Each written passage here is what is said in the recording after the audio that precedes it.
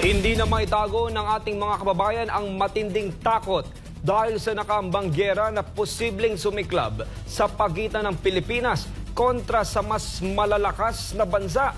Panawagan nga ng grupo, kung hindi ito kayang solusyonan ng kasalukuyang administrasyon, ay mainam na magbitiw na lang sa pwesto si Pangulong Marcos. Si Almar Forzuelo sa report. Hindi pa nangangalahati sa termino ang Marcos Jr. administration ay kaliwat kanan na ang mga ginagawang kilos protesta laban sa pamahalaan.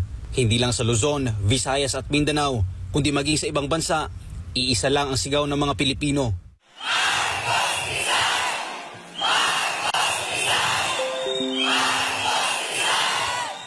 Ilang araw lang matapos ang ginawang National Day of Protest nitong 30 ng Hunyo na dinaluhan ng libo-libong Pilipino sa buong mundo, heto at muling nagtipon ang ilan sa ating mga kababayan para ipanawagan ang pagbaba sa pwesto ni Bongbong Marcos. Daan-daang volunteers ng mamamayan ayaw ng digmaan at Marcos Alis Dyan Movement ang nagkaisa para iparating sa pamahalaan ang kanilang mga hinaing. Tatlo ang branches ng gobyerno natin, executive, legislative, tsaka judiciary.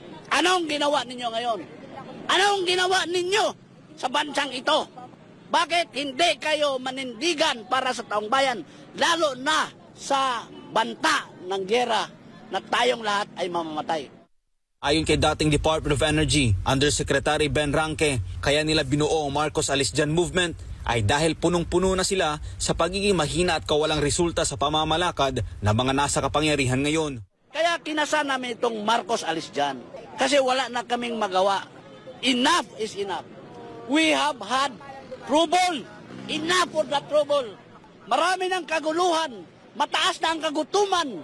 Bumalik ang druga. Bumalik ang criminality. Bigas saan? Ang 20 pesos mo. Di ba? Nag-iisip ka ba? Para naman sa dating Philippine diplomat at political analyst na si Adolfo Paglinawan, nanganganib ngayon ang ating bansa dahil sa presensya ng mga Amerikano. Punta tayo mula noong 2001, 2003. Nagpunta sila sa Iraq, ginera nila Iraq. Nagpunta sila sa Afghanistan, ginera nila Afghanistan. Punta sila sa Syria, sa Libya. At ngayon nasa Ukraine na sila. Nako, mga kabansa, lahat ho ng binanggit ko, wasak-wasak. Wasak-wasak na bansa. At ngayon, may masama akong balita sa inyo. Nandito na sila sa Pilipinas. Tayo na ho ang susunod na wawasakin. Anya, dahil sa inilatag na missile system ng mga Kano dito sa Pilipinas, ay nailagay na tayo ngayon sa mapa ng nuclear system ng mga malalakas na bansa na anumang oras ay pwedeng ihulog dito sa Pilipinas.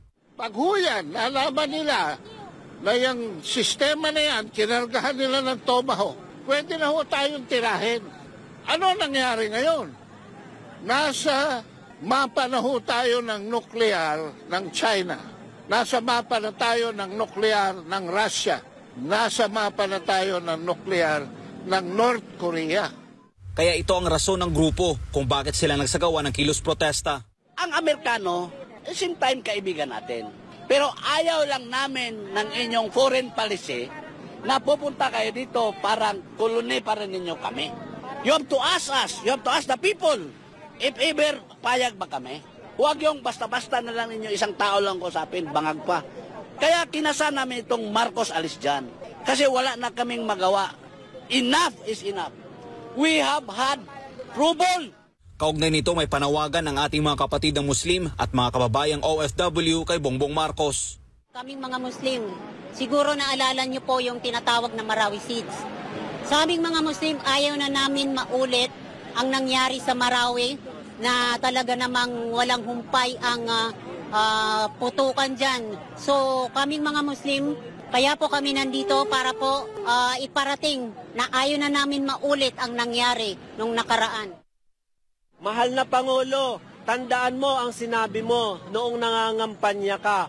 Ang pangarap mo ay pangarap ng mga Pilipino. Bangag ka ba ng sinabi mo yon? Kasi walang Pilipino na naghahangad ng digmaan.